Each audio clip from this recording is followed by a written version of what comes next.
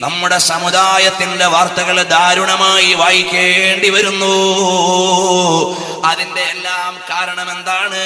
അല്ലാഹു സുബ്ഹാനഹു വ തആല പടച്ചവനായ റബ്ബ് പെണ്ണിന് അവളുടെ അല്ലാഹു പടച്ച രീതിക്കനുസരിച്ച് സ്വാതന്ത്ര്യം കൊടുത്തു.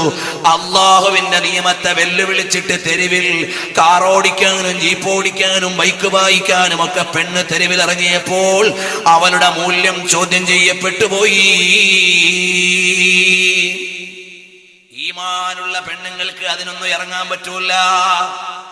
ഇന്ന് കണ്ടില്ലേ, റോഡിൽ സൈഡിൽ നിൽക്കുമ്പോ താത്താമാര് ടൂ വീലറിൽ വന്നിട്ട് ലിഫ്റ്റ് വേണോന്ന് കാക്കാമാരോട് ചോദിക്കുന്ന കാലമാണ്. അല്ലാഹുവേ, എവിടെ എത്തിയിരിക്കുന്നു കാലത്തിന്റെ ഗതി? സമുദായത്തിന്റെ ഘടനകൾ മുഴുവനും മാറിപ്പോയി. ഗൾഫുകാരാ, നിനക്ക് അല്ലാഹ് തന്ന പണം കൊണ്ട് നിന്റെ ഭാര്യയ്ക്ക് വാഹനം വാങ്ങിക്കൊടുത്ത് നീ അങ്ങ് മരുഭൂമിയിൽ പോയി നിന്റെ ഭാര്യ ഹൂറുല്ലീങ്ങളിൽപ്പെട്ട സുരക്ഷയാണെന്ന് വിചാരിച്ച് ജീവിക്കുകയാണോ? നിന്റെ പള്ളിക്കൂടത്തിലോ കോളേജിലോ പഠിക്കുന്ന മോൾക്ക് ടൂ വീലറും മൊബൈലും വാങ്ങിക്കൊടുത്തിട്ട് വാപ്പ മരുഭൂമി കിടന്ന് അധ്വാനിക്കുകയാണ്.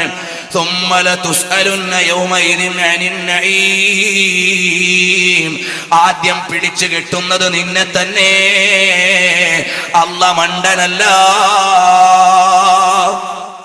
എല്ലാം തന്നിട്ട് നീ തോന്നിവാസിയെ പോലെ ജീവിച്ച് പടച്ചവനെ മറന്നാൽ അവന്റെ അടുക്കൽ കണക്കിൽ നിന്ന് നീ വിചാരിച്ചു പോയോ? അവന്റെ അടുക്കൽ ഹിസാബിൽ നിന്ന് നീ വിചാരിച്ചു പോയോ? നീ ലീവിന് നാട്ടിലേക്ക് വന്നിട്ട് തിരിച്ച് ഷോപ്പിലേക്ക് ചെല്ലുമ്പോ ആദ്യം നോക്കുന്നത് കഴിഞ്ഞ മാസത്തെ ബാലൻസ് ആണ്, കഴിഞ്ഞ മാസത്തെ ഇൻവോയ്സ് ആണ്, കഴിഞ്ഞ മാസത്തെ വരവ് ചെലവുകളാണ്. നീ ഒരു കടയുടെ മുതലാളിയാണ്, നീ ആ കടയുടെ കണക്ക് നോക്കുന്നു. ഷോർട്ടേജ് കണ്ടാൽ നിന്റെ കണ്ണുരുട്ടി നിന്റെ തൊഴിലാളിയെ ഭയപ്പെടുത്തുന്നു. എല്ലാ അനുഗ്രഹങ്ങളും നൽകിയ റബ്ബിന് കണക്ക് വേണ്ടേടാ.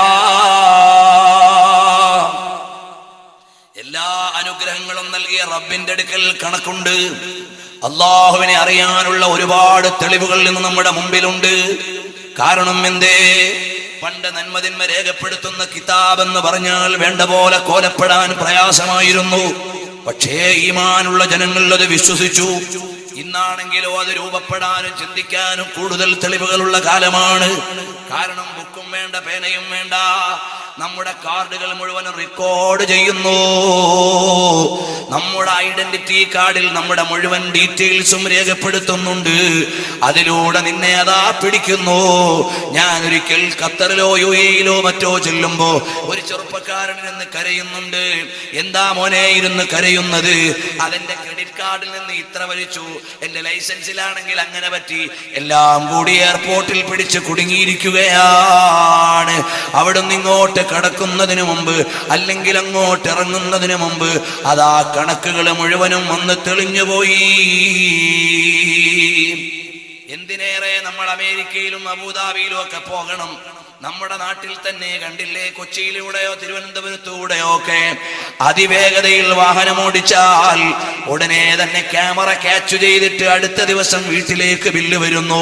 ഇന്നാലിന്ന ഹൈവേയിൽ ഇത്ര മണിക്ക് ഇന്ന വാഹനം ഇത്ര സ്പീഡിൽ അവിടുന്ന് ഓടിച്ചിരിക്കുന്നു. വാഹനത്തിന്റെ ഉടമയുടെ വീട്ടിലേക്ക് ബില്ല് വരുന്നു.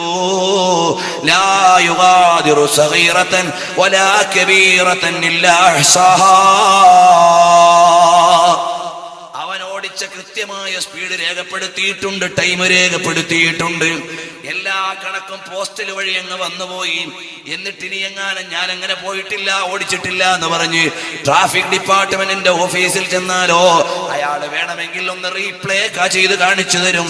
കണ്ടോടാ, നീ ഇന്നാലിന്ന ദിവസം വന്നതാണ്.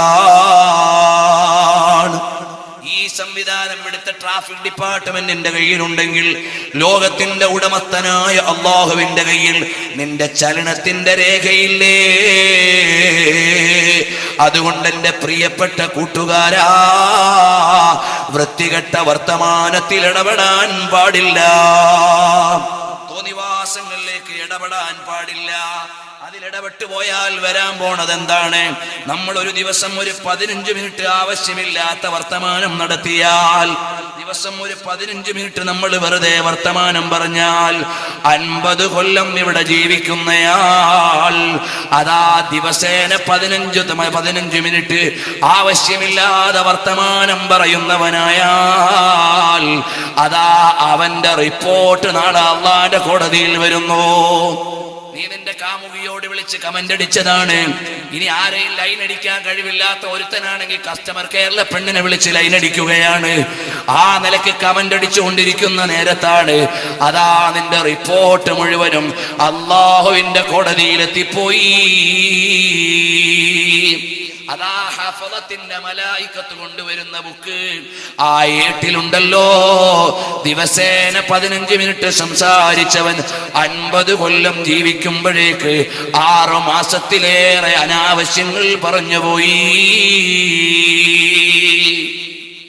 ഒരു ദിവസം 15 മിനിറ്റ് വെറും വർത്തമാനം പറയുന്ന ഒരാളുണ്ടെങ്കിൽ 50 കൊല്ലം അയാൾ ഇവിടെ ജീവിച്ചാൽ 187.5 ദിവസം അഥവാ 6 മാസത്തിലേറെ അയാൾ സംസാരിച്ചത് മുഴുവനും ആവശ്യമില്ലാത്തതായി റിപ്പോർട്ട് ചെയ്തു പോയി. രാത്രി സമയങ്ങളിൽ വീട്ടിലോ റോഡിന്റെ അരികിലോ ഇരുന്നിട്ട് ഏതോ അരമനയിൽ കിടക്കുന്ന പെണ്ണിന്റെ മൊബൈലിൽ വിളിച്ചിട്ട് വർത്തമാനം പറയുന്ന ചെറുപ്പക്കാരാ, നിന്റെ ഏട് അള്ളാന്റെ കോടതിയിൽ ഹഫളത്തിന്റെ മലായികത്ത് കൊണ്ടുവരുന്നത് നീ അവളോട് പറഞ്ഞ കമന്റാണ്. അത് നാളെ റബ്ബിന്റെ കോടതിയിൽ അങ്ങ് റീപ്ലേ ചെയ്തു പോയാൽ നാണമില്ലേ മോനെ? അള്ളാഹുവിന്റെ കോടതിയിലേക്കാണ് വരുന്നത്. നിന്റെ കർമ്മങ്ങളുടെ പുസ്തകത്തിൽ 6 മാസത്തേക്ക് വായിക്കാൻ അനാവശ്യങ്ങളായി പോയാൽ നിനക്ക് ബോധമില്ലേ മോനെ? ഒറ്റച്ചാണടി ദൂരത്തിൽ സൂര്യനുദിക്കുന്ന സമയത്ത് 6 മാസം വായിക്കാൻ നീ ഏതോ പെണ്ണിനെയോ ആണിനെയോ കൂട്ടുകാരനെയോ വിളിച്ച് പറഞ്ഞ വെറും വർത്തമാനങ്ങൾ വരുന്നത് ഓർക്കുന്നില്ലേ മോനെ? അപ്പോൾ നീ അള്ളാഹുവിനെ ഓർത്തുകൊണ്ട് ജീവിക്കണം. അതല്ലേ അനാവശ്യങ്ങൾ വർത്തമാനം പറയാതിരിക്കലാണ് വലിയ ഉയർന്ന ഇബാദത്ത്. വസയ്യിദുൽ അഖ്ലാഖ്, വൃത്തികേടുകൾ പറയാതിരിക്കലാണ് സ്വഭാവത്തിന്റെ ഉന്നതമായ ഗുണം. കാരണം മാ യൽഫിദു മിൻ ഖൗലിൻ ഇല്ലാ ലദൈഹി റഖീബുൻ അതീദ്. നമ്മൾ ഉച്ചരിക്കുന്നത് മുഴുവനും റഖീബും അതീദും റിപ്പോർട്ട് ചെയ്തു പോയി. ആ നിലയ്ക്ക് എന്റെയും നിങ്ങളുടെയും ജീവിതത്തിന്റെ പുസ്തകം വരുന്നതാണ്. ആ പുസ്തകം വരുന്ന സമയത്ത് കൃത്യമായ കണക്ക് വേണം. അത് വിശ്വസിക്കാനാണ് ഇന്നത്തെ ട്രാഫിക് ഡിപ്പാർട്ട്മെന്റിന്റെ ക്യാമറകൾ. നിനക്ക് ഈമാൻ കൂടാനുള്ള തെളിവാണ്. പക്ഷേ നീ അല്ലാഹനെ മറക്കുകയാണ്. മോനെ, മൊബൈലിന്റെ ചിപ്പിനേക്കാൾ സൂക്ഷ്മമായ ചിപ്പിലല്ലേ നിന്റെ വിഷ്വൽ റിപ്പോർട്ടും നിന്റെ ഡേറ്റ റിപ്പോർട്ടും നിന്റെ സൗണ്ടും എല്ലാം ആ ഞരമ്പ് പോലെയുള്ള തുരുമ്പിനകത്തല്ലേ റെക്കോർഡ് ചെയ്തു വെച്ചിരിക്കുന്നത്. എന്നാൽ നിന്റെ ബോഡിയിൽ നിന്റെ ചലനങ്ങൾ മുഴുവനും വെക്കാനുള്ള സംവിധാനം അല്ലാഹുവിനെ ഉണ്ടാക്കൽ അത്ഭുതമാണോ? അത് ചിന്തിക്കാനല്ലേ നിന്റെ മെമ്മറി കാർഡ് നൽകിയത്. മെമ്മറി കാർഡിന്റെ പിന്നാലെയുള്ള 4 വരയിൽ എത്രയോ ഗിഗാബൈറ്റ് ടെറാബൈറ്റ് സാധനങ്ങൾ കയറ്റിവെക്കാൻ കഴിയുന്നു. എത്രയോ GB സാധനങ്ങൾ കയറ്റിവെക്കാനുള്ള സംവിധാനം അതിലുണ്ട്. അതിൽ വീഡിയോ വെക്കാം, ഓഡിയോ വെക്കാം, ഡേറ്റ വെക്കാം, PDF വെക്കാം, വേർഡ് വെക്കാം, പേജ് മേക്കർ വെക്കാം, എക്സൽ വെക്കാം, ഫ്ലാഷ് പ്ലെയർ വെക്കാം, എല്ലാം വെക്കാം. എന്നാ നിന്റെ ഞരമ്പിന്റെ ഉള്ളിൽ നിന്റെ വീഡിയോയും നിന്റെ ഓഡിയോയും നിന്റെ കോപ്പറാട്ടികളും എല്ലാം റെക്കോർഡ് ചെയ്യാൻ അല്ലാഹുവിന് അധികാരമുണ്ടെന്ന് ചിന്തിക്കാനല്ലേ ഈ ഒരു 4 വരയിൽ നിന്റെ മെമ്മറി കാർഡിന്റെ കപ്പാസിറ്റി ഒരുക്കി തന്നത്. നീ അത് കയ്യിൽ വെച്ച് സിനിമ കാണുകയല്ലാതെ അത് നമുക്ക് നൽകിയ അല്ലാഹുവിനെ ആലോചിക്കാറുണ്ടോ? അപ്പൊ ഈമാൻ കൂടാനാണ് അല്ലാഹു തആല സംവിധാനങ്ങൾ നൽകുന്നത്. പക്ഷേ ഈമാൻ കുറയ്ക്കാനാണ് നമ്മളത് ഉപയോഗിക്കുന്നത്. എന്തൊരു വൈരുദ്ധ്യമാണ്! അപ്പോൾ എന്റെയും നിന്റെയും ജീവിതത്തിന്റെ എല്ലാ ചലനങ്ങളെയും അല്ലാഹു റിപ്പോർട്ട് ചെയ്യുന്നുണ്ട്. വഴിവക്കിൽ നിന്ന് പെണ്ണിനോട് കമന്റ് അടിച്ച വീഡിയോ ഉണ്ട്, പറഞ്ഞ ഓഡിയോ ഉണ്ട്. അപ്പോൾ വരാം മഹാനായ സയ്യിദുനാ ഉമർ ഇബ്നുൽ ഖത്താബ് തങ്ങളും സിദ്ദീഖുൽ അക്ബർ തങ്ങളും ലോകത്തിന്റെ മുഴുവനും നേതാവായ ഹബീബ് സല്ലല്ലാഹു അലൈഹി വസല്ലം തങ്ങളും അവർ മൂന്നാളും കൂടി അബുൽ ഹൈസം തങ്ങളുടെ വീട്ടിന്റെ മുറ്റത്ത് ചെന്നു. സലാം പറഞ്ഞു, മടക്കി കേൾക്കുന്നില്ല. ആളുണ്ടെന്ന് പറഞ്ഞു പുറത്താണെന്ന് വിവരം കൊടുത്തു. കാത്തു നിൽക്കാൻ അപേക്ഷ പറഞ്ഞു. നബി സല്ലല്ലാഹു അലൈഹി വസല്ലം തങ്ങൾ അവിടെ നിൽക്കുന്നു. സാഹിബൈനിയും അവിടെയുണ്ട്. അല്പസമയം കഴിയുമ്പോ വീട്ടുകാരൻ വരുന്നു.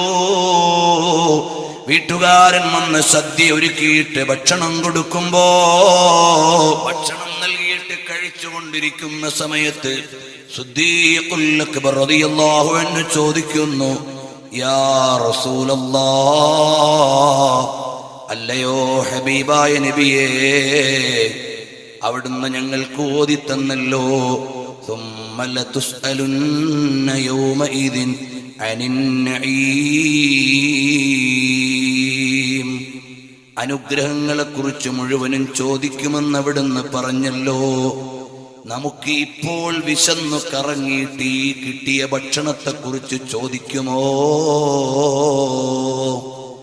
ഈമാനുള്ള എൻ്റെ പ്രിയപ്പെട്ട ഉപ്പമാരെ, ഈമാനുള്ള ചെറുപ്പക്കാരെ, എന്റെ ശബ്ദം എവിടെയോ ഇരുന്ന് ശവിക്കുന്ന ഉമ്മപെങ്ങന്മാരെ, അല്ലാഹു തആല നൽകിയ എല്ലാ അനുഗ്രഹങ്ങളെയും ചോദിക്കുമെന്ന് പറഞ്ഞപ്പോ വിശന്നു കറങ്ങിയിട്ട് വന്ന് അവസാനം കിട്ടിയ ഒരു പിടി ഭക്ഷണം കഴിച്ചിട്ട് സിദ്ദീഖുൽ അക്ബർ തങ്ങൾ ചോദിക്കുന്നു, ഈ അനുഗ്രഹവും അല്ലാഹു ചോദിക്കുമോ?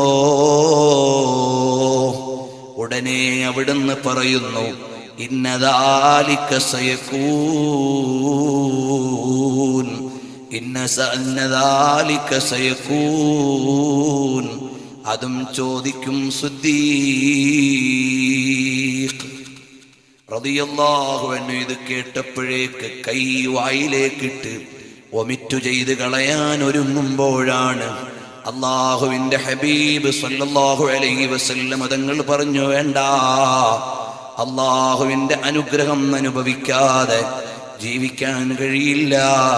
അത് വേണ്ട നിലക്ക് കൈകാര്യം ചെയ്താൽ മതി. ഈമാനുള്ള ചെറുപ്പക്കാരെ, എന്റെയും നിങ്ങളുടെയും യുവത്വമുണ്ട്. അത് അല്ലാഹുവിന് വേണ്ടി ഇബാദത്ത് ചെയ്യാനാണ്. ജഅഫർ റളിയല്ലാഹു അൻഹു അവിടുന്ന് ഷഹീദായിട്ട് സ്വർഗം വാങ്ങിയ യുവത്വമാണ് എന്റെയും നിന്റെയും കയ്യിലുള്ളത്. പക്ഷേ നമ്മൾ തോന്നിവാസത്തിനാണ് ചെലവഴിക്കുന്നത്. ഉമർ റളിയല്ലാഹു അൻഹു പോരാട്ടം നടത്തിയ യുവത്വമാണ് എന്റെയും നിങ്ങളുടെയും കയ്യിലുള്ളത്. അതാണ് നമ്മൾ അശ്രദ്ധമായി ചെലവഴിക്കുന്നത്. മുഹീദ്ദീൻ ശൈഖ് റളിയല്ലാഹു അൻഹു ഇബാദത്ത് ചെയ്ത യൗവനമാണ്. അതാ സുബ്ഹ് ഇശാ തൊഴുത അതേ ഉളൂ കൊണ്ട് തന്നെ 40 ഇറ്റാണ്ടോളം സുബ്ഹ് തൊഴുതോവർ, സുബ്ഹ് നിസ്കരിച്ചവരാണ്. ആ യൗവനമാണ്. നിസ്കാരം ഉപേക്ഷിച്ച് സിനിമ കണ്ട്, ക്രിക്കറ്റ് കണ്ട്, ഫുട്ബോൾ കണ്ട് അതിൽ ഭ്രാന്ത് പിടിച്ച് ഫാൻസിന്റെയും ഹാൻസിന്റെയും പിന്നാലെ പോയി ഞാനും നിങ്ങളും നഷ്ടപ്പെടുത്തുന്നത്. അതാ ശൈഖ് ജീലാനി തങ്ങൾ ഇബാദത്ത് ചെയ്ത് അല്ലാഹുവിലേക്കടുത്ത യൗവനമാണ്. അറിയുമോ, മഹാനായ ഇമാമുന ശാഫിഈ റളിയല്ലാഹു അൻഹു അവിടുത്തെ രാപ്പകലുകൾ മുഴുവനും ഇൽമിന് വേണ്ടി ചെലവഴിച്ചിട്ട് ലോകം മുഴുവനും ഇൽമ പ്രചരിപ്പിക്കാൻ ചെലവഴിച്ച യൗവനമാണ് ഞാനും നീയും അശ്രദ്ധമായി കളയുന്നത്. വിലയുള്ളതല്ലേ ഈ യുവത്വം, മൂല്യമുള്ളതല്ലേ ഈ യുവത്വം. ശാഫിഈ ഇമാം തങ്ങൾ അതാ ദിവസേന ഒരു പ്രാവശ്യം ഖത്മ് ഓതി തീർക്കുന്നു. അതേ ദിവസം തന്നെ മണിക്കൂറുകളോളം ഇൽമിന് സേവനം ചെയ്യുന്നു. അതേ ദിവസം തന്നെ ഈജിപ്തിന്റെ ഓരത്ത് പോരാളിയായി നിൽക്കുന്നു. അതിന്റെ ഇടയിൽ ശാഫിഈ ഇമാം തങ്ങൾ പറയുന്നത്, ഇമാം സുബ്കി രേഖപ്പെടുത്തുന്നു, ബാബൈന സുറത്തി വസദരി തിസ്ഉ അംറാദിൻ മഖൂഫാ ലവിൻ ഫറദ മിൻഹാ വാഹിദുൻ കാന ഖാതിലാ. എന്റെ നെഞ്ചിന്റെയും പൊക്കിളിന്റെയും ഇടയിൽ 9 രോഗങ്ങളുണ്ട്, മാരകമായത്. അതിൽ ഓരോ രോഗവും മരണകാരണമാകാൻ പറ്റുന്ന രോഗമാണ്. അങ്ങനെ കഷ്ടപ്പെട്ടുകൊണ്ടാണ് ഇമാമുന ശഫഈ റളിയല്ലാഹു അൻഹു ഇൽമു പഠിച്ചത്. 45 വയസ്സുവരെ മാത്രം ജീവിച്ച ഇമാമുൻ നവവി റളിയല്ലാഹു അൻഹു മഹാനവറുകൾ ആരാണ്? ആ യൗവനം കൊണ്ട് ലോകം മുഴുവനും ഇൽമ പ്രചരിപ്പിച്ച മഹാനാണ്. മുദർരിസായി സേവനം ചെയ്ത മഹാനാണ്. മഹാനവറുകളെ ആക്രമിക്കാൻ രാജാവ് തീരുമാനിച്ചു. രാജാക്കന്മാര് ഭരണാധികാരികൾക്ക് ചിലപ്പോൾ അള്ളാഹുവിനെ ഭയക്കുന്ന ആലിമീങ്ങളോട് ദേഷ്യം വരും. കാരണം അവര് ഭരണാധികാരികൾക്ക് അനുകൂലിച്ച് ഫത്വ കൊടുക്കാൻ പറ്റില്ലല്ലോ. അള്ളാഹനെ ഭയന്നിട്ടല്ലേ ഫത്വ കൊടുക്കാൻ പറ്റൂ. അതാണ് ഉഖ്റവിയായ ആലിമീങ്ങളുടെ ലക്ഷണം. അതുകൊണ്ട് തന്നെ ഓരോ ഇമാമീങ്ങളും അതതു കാലത്തെ രാഷ്ട്രീയ കക്ഷികളോട്, ഭരണകൂടങ്ങളോട് ദീനിന്റെ കാര്യത്തിൽ പിണങ്ങേണ്ടി വന്നിട്ടുണ്ട്. ഇമാം അബൂ ഹനീഫ തങ്ങൾ അവരോട് വിയോജിപ്പ് രേഖപ്പെടുത്തിയിട്ടുണ്ട്. ഇമാം മാലിക് തങ്ങൾ രാഷ്ട്രീയ കക്ഷികളോട് വിയോജിപ്പ് രേഖപ്പെടുത്തിയിട്ടുണ്ട്. ഇമാമുന ശഫഈ തങ്ങൾ ഭരണകൂടത്തിന്റെ എല്ലാ ജാടകൾക്കും നിന്നില്ല, അള്ളാഹനെ പേടിച്ചുകൊണ്ട് ജീവിച്ചു. ഇമാം അഹ്മദ് ബിൻ ഹംബൽ റളിയല്ലാഹു അൻഹു ഭരണകൂടത്തിനെ എതിർത്തുകൊണ്ട് പീഡനങ്ങൾ ഏറ്റുവാങ്ങി. കാരണം അള്ളാഹനെ ഭയക്കുന്ന ആലിമീങ്ങൾക്ക് അള്ളാഹനെ ഭയന്നുകൊണ്ടല്ലേ ദീന് പറയാൻ പറ്റൂ. മറ്റാരുടെയും അധികാരം അവർക്ക് വിഷയമല്ല. നവവി ഇമാം റളിയല്ലാഹു അൻഹുവിനെ ഭരണാധികാരി വിളിച്ചു. ഭരണാധികാരിക്ക് ഇഷ്ടപ്പെട്ടില്ല നവവി ഇമാം തങ്ങളുടെ ദീനിയായ നിലപാട്. ഭരണാധികാരി വിചാരിച്ചു, ഈ പണ്ഡിതനെ അങ്ങ് ശരിയാക്കി കളയാം. നവവി ഇമാം തങ്ങൾ വലിയ മഹാനാണ്. നോക്കിയപ്പോൾ രാജാവിരിക്കുന്ന വിരിപ്പിൽ ഒരു ഭീകരജന്തുവിന്റെ ഫോട്ടോ കാണുന്നുണ്ട്. നവവി ഇമാം തങ്ങൾ പട്ടാളത്തെ വിളിച്ചില്ല. നവവി ഇമാം തങ്ങൾ പോലീസുകാരെ വിളിച്ചില്ല. നവവി ഇമാം തങ്ങൾ ആ വിരിപ്പിൽ ചിത്രമുള്ള ജീവിയെ വിളിച്ചു. എഴുന്നേൽക്കൂ, ഇയാളെ ഒന്ന് കൈകാര്യം ചെയ്യാൻ. രാജാവിന്റെ വിരിപ്പിലുള്ള പുലിയുടെയോ സിംഹത്തിന്റെയോ ചിത്രമാണ്. ആ ചിത്രത്തിൽ നിന്നൊരു പുലി അങ്ങ് എഴുന്നേൽക്കുന്നു. നവവി ഇമാം തങ്ങൾക്ക് സെക്യൂരിറ്റിയായി. കണ്ടില്ലേ, നവവി ഇമാം തങ്ങളുടെ ചരിത്രത്തിലും യൂസുഫ് നബ്ഹാനി തങ്ങൾ ജാമിഉ കറാമാത്തിൽ ഔലിയയിലും ഈ വിഷയം പറയുന്നു. അതേ നവവി ഇമാം തങ്ങൾ ആ കാലഘട്ടത്തിൽ സുന്ദരന്മാരായ ആൺകുട്ടികളോട് തെറ്റായ നിലക്ക് സമീപിക്കുന്നതിനെ കുറിച്ച് ശക്തമായി ഫത്വ കൊടുത്ത മഹാനാണ്. ഒരു ദിവസം നവവി ഇമാം തങ്ങൾ റൂമിലേക്ക് വന്നപ്പോ സുന്ദരനായ ഒരു ചെറുപ്പക്കാരൻ നിൽക്കുന്നു. എന്നിട്ട് പറയുന്നു, നിങ്ങൾ ഞങ്ങളുടെ മുഖത്ത് നോക്കുകയില്ല അല്ലേ? ദാടിയും മീശയും മുളയ്ക്കാത്ത ചെറുപ്പക്കാരായ കുട്ടികളോട് തെറ്റായ സമീപനത്തിന് സാധ്യതയുള്ള രീതിയിൽ സമീപിക്കാൻ പാടില്ല. ആ ഇസ്ലാമിന്റെ നിയമം പറഞ്ഞ മഹാനാണ് നവവി ഇമാം തങ്ങൾ. അപ്പോഴതാ ചെറുപ്പക്കാരൻ വന്ന് റൂമിൽ കടന്നുകൂടിയിട്ട് ചോദിച്ചു, ഞങ്ങളുടെ മുഖത്ത് നിങ്ങൾ നോക്കുകയില്ല അല്ലേ? നവവി ഇമാം തങ്ങൾ അവിടുന്ന് ദീനിന്റെ പവറോടെ ഒരൊറ്റ നോട്ടമാണ്. ആ ചെറുപ്പക്കാരന്റെ മുഖത്തുള്ള മാംസം ഉരുകി ഒലിക്കുന്നത് പോലെ അങ്ങ് ഒലിച്ചുപോയി. അതാണ് ആലിമീങ്ങൾ, അതാണ് ഔലിയാക്കൾ. അവരുടെ യുവത്വം മുഴുവനും അല്ലാഹുവിന് വേണ്ടി ചെലവഴിച്ചു പോയി. അവരുടെ ജീവിതം മുഴുവനും റബ്ബിന്റെ ദീനിന് വേണ്ടി വിനിയോഗിച്ചു പോയി. അതുകൊണ്ട് എൻ്റെ ഈമാനുള്ള ജനങ്ങളെ, എന്റെയും നിങ്ങളുടെയും ജീവിതം അല്ലാഹുവിന്റെ പൊരുത്തത്തിലാകണം. കള്ളു കുടിക്കാൻ പാടില്ല, തോന്നിവാസത്തിലേക്ക് പോകാൻ പാടില്ല. എൻ്റെ പെങ്ങന്മാരെ, ഔറത്ത് തുറന്നിട്ട് നടക്കാൻ പാടില്ല. അന്യപുരുഷന്മാരോട് ഇടപഴകാൻ പാടില്ല. വൃത്തികെട്ട ചിത്രങ്ങളുടെ മുമ്പിൽ സന്ധ്യകൾ കഴിച്ചു കൂട്ടാൻ പാടില്ല. സിനിമ സീരിയലുകൾക്ക് വേണ്ടി ജീവിതം ചെലവഴിക്കാൻ പാടില്ല. നമ്മുടെ കണ്ണിന് അല്ലാഹു തആല നൽകിയിട്ടുണ്ട് ഒരു കപ്പാസിറ്റി, അതിന് കണക്ക് പറയേണ്ടതാണ്. കാതിന് നൽകിയിട്ടുണ്ട് അല്ലാഹു തആല കേൾവി ശക്തി, അതിന് കണക്ക് പറയേണ്ടതാണ്. ഇന്ന സമഅ വൽ ബസറ വൽ ഫുആദ കുല്ലു ഉലൈക കാന അൻഹു മസ്ഊലാ. എല്ലാത്തിനെ കുറിച്ചും അല്ലാഹുവിന്റെ അടുക്കൽ കണക്ക് പറയേണ്ടതാണ്. എല്ലാത്തിലും ഉപരിയായി ലോകത്തെ മുഴുവനും പ്രേമിക്കുന്നതിനു മുമ്പ് ലോകത്തിന്റെ നേതാവ് മുഹമ്മദുർ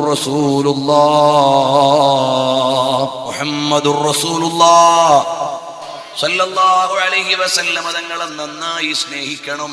ഹബീബായ സല്ലല്ലാഹു അലൈഹി വസല്ലം തങ്ങളോട് മഹബ്ബത്ത് വേണം. ആ റസൂലുള്ളാഹി സല്ലല്ലാഹു അലൈഹി വസല്ലം തങ്ങളെ എല്ലാവരെക്കാളും സ്നേഹിക്കുന്നത് വരെ ഈമാനല്ല. റഹ്മത്തുൽ ലിൽ ആലമീൻ വറാഹത്തുൽ ലിൽ ആശിഖീൻ മുറാദുൽ മുസ്തഖീൻ ശംസുൽ ആരിഫീൻ മുഹമ്മദുർ റസൂലുള്ളാഹി സല്ലല്ലാഹു അലൈഹി വസല്ലം തങ്ങളെ നന്നായി മഹബ്ബത്ത് വെക്കണം. ആ റസൂലുള്ളാഹി സല്ലല്ലാഹു അലൈഹി വസല്ലം തങ്ങളെ ഒരുപാട് തവണയൊന്ന് മനാമിൽ കാണണം. ആ ഹബീബായ സല്ലല്ലാഹു അലൈഹി വസല്ലം തങ്ങളെ കണ്ടുകൊണ്ട് ജീവിച്ച് അവിടുന്ന് കണ്ടുകൊണ്ട് മരിക്കാൻ കഴിയണം.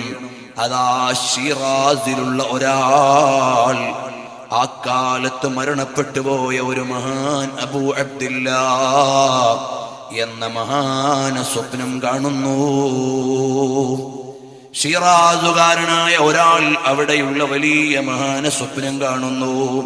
കാണുന്നതെങ്ങനെയാണ്? അവിടെയുള്ള വലിയ ഗ്രാൻഡ് മോസ്കിന്റെ മെഹ്റാബിൽ സ്വർണത്താൽ ഉള്ള കിരീടം വെച്ചുകൊണ്ടാണ്, മുത്തുരത്നങ്ങളാലുള്ള കിരീടം വെച്ചുകൊണ്ട് നിൽക്കുന്നതായി സ്വപ്നം കാണുന്നു.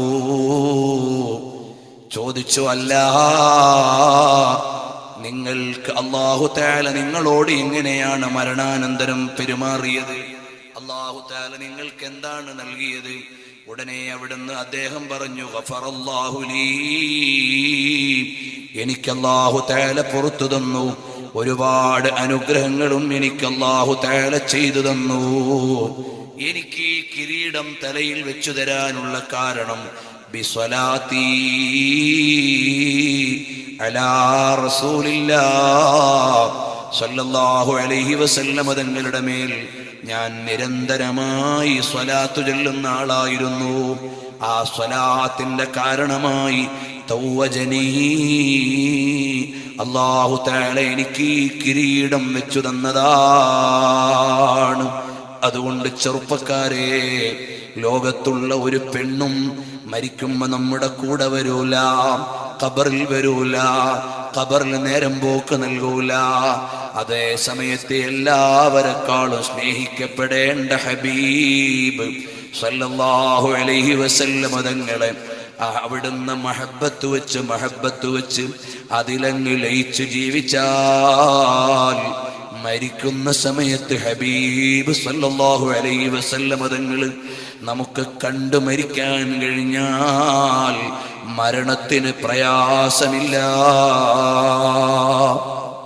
മരണാനന്തരം നബി സല്ലല്ലാഹു അലൈഹി വസല്ലം തങ്ങളുടെ നോട്ടമുള്ള ഖബറാണ് കിട്ടാനുള്ളതെങ്കിൽ, പ്രിയപ്പെട്ട കൂട്ടുകാരാ, നിന്നെ ജയിലിൽ അടയ്ക്കുന്നു എന്ന് പറഞ്ഞിട്ട് ഭാര്യയുടെ കൂടെ മണവറയിലേക്കാണ് വിടുന്നതെങ്കിൽ നിനക്ക് ജയില് പ്രയാസമാണോ?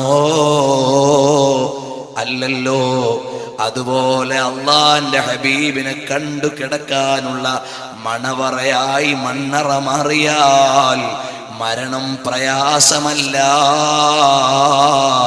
ഹബീബാകുന്ന കാമുകിയോടൊപ്പം ജീവിക്കാനുള്ള മണവറയായി മണ്ണറയൊന്ന് മാറിയാൽ മരണം ഇപ്പോഴായാലും പ്രയാസമില്ല. അല്ലാഹുവേ, മരിക്കുന്ന സമയത്ത് ഹബീബിനോട് വലിയ ഇഷ്കും മഹബ്ബത്തും നൽകി അവിടുത്തെ മുഖം കണ്ട് മരിക്കാൻ അവസരം നൽകണം റഹ്മാനേ. ഹബീബായ സല്ലല്ലാഹു അലൈഹി വസല്ലം തങ്ങളോട് ഞങ്ങളുടെ ഖൽബിൽ അങ്ങേയറ്റത്തെ ഇഷ്ക് നൽകണം റഹ്മാനേ. ഒരുപാട് തവണ ഹബീബിനെ കാണിച്ചു തരണം റഹ്മാനേ. എന്റെ ഉപ്പമാരെ, അള്ളാന്റെ ഹബീബിനെ ഇതുവരെയും നമ്മൾ കണ്ടിട്ടില്ലെങ്കിൽ, എൻ്റെ ജ്യേഷ്ഠന്മാരെ, നമുക്ക് റസൂലുള്ളാഹി സ്വല്ലല്ലാഹു അലൈഹി വസല്ലം തങ്ങളെ കാണാൻ കഴിഞ്ഞിട്ടില്ലെങ്കിൽ നമ്മുടെ മഹബ്ബത്ത് എവിടെ? അല്ലാഹുവേ, ഒരുപാട് തവണ ഹബീബിനെ കാണാൻ ഞങ്ങൾക്ക് ഭാഗ്യം നൽകണം റഹ്മാനേ. റസൂലുള്ളാഹിനോട് ഇഷ്ഖ് നൽകണം റഹ്മാനേ. അതാ എല്ലാ ഇമാമിയങ്ങളും കണ്ടുപോയി. ഞാൻ ഇന്ന് കുറേയേറെ പറയണമെന്ന് ഉദ്ദേശിച്ചെങ്കിലും സമയം വൈകിപ്പോയി.